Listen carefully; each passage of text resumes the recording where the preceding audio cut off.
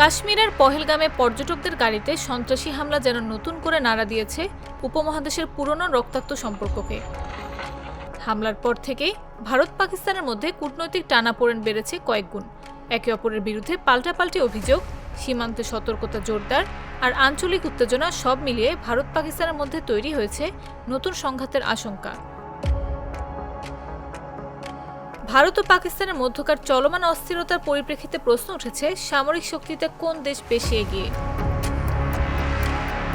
Global fire পাওয়ারের ২০২৫ সালের report অনুযায়ী বিশ্বের শক্তিধর সামরিক বাহিনীর তালিকায় ৪ নম্বরে আছে ভারত। আগেরবারও ভারত ৪ নম্বরেই ছিল।